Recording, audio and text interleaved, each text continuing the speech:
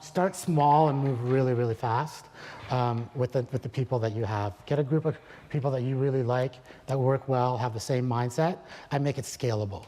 And once you figure out it's scalable, then blow it up, right? We could have blew up Extreme Labs a lot earlier, but we didn't.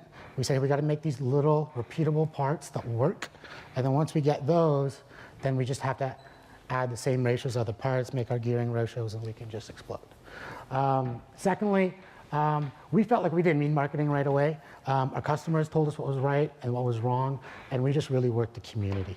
We worked the VC and dev community in Toronto, in Silicon Valley, which really helped us kind of perpetuate and meet the right people. And so word of mouth really helped us a lot. That probably works a lot more in services than product businesses, so take that with a grain of salt. Be agile, iterative, and pivot. Those are kind of like the previous slide I was talking to. They're kind of buzzwords, but I mean, the way I explain it a lot is, a lot of times entrepreneurs go, I got this great idea. I'm not gonna tell anybody. I'm gonna sit in my basement and I'm gonna make it. Right? It's gonna come out of a box and everybody's gonna love it. And if it's an app, I'm gonna be Snapchat or whatever like the hot thing is now, right? That may work. In our experience, what worked really well is deploy, release it, get feedback. Deploy, release, get feedback. Deploy, release, get feedback. Do that over and over and over again and figure out the cadence you can do it. For us, it was every week. So we do those demos every week. We'd literally give the client their product every week until the end. The Globe and Mail used to call it, say, that was like my birthday gift. Every week I would just wait for that and see where my product is at because it was so fun to play with, right? So doesn't work for everyone, but for us it really worked well. Just deploy, release, get feedback, figure out what that cycle is, optimize it, make it super efficient, and becomes a real mad machine. And then lastly, it's all your staff. This is what we do for our staff. We give them free breakfast. A lot of high-tech companies do this. You guys probably do similar stuff.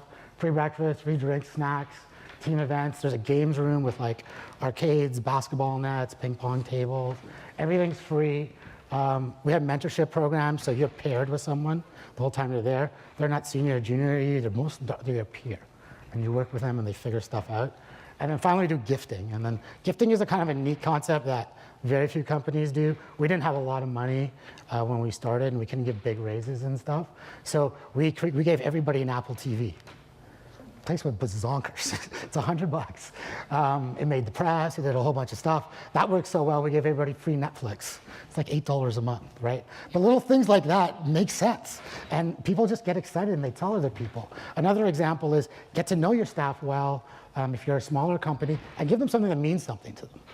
Right? Like an example is like, hey, we knew there's this one female engineer on our team and she really wanted to go to like on a softball trip with her team that was in Belleville and she couldn't afford the train ticket. So we just surprised her and just got her a train ticket. It was like a few $100s, but that meant a ton to her. Right? And she told people. And so little things like that, if you just take the time and do them, it just goes a long way and it just kind of feels good. So I'll leave you with that. That's kind of in a nutshell of more of the culture of Extreme Labs, which for us was really important because we were a services business.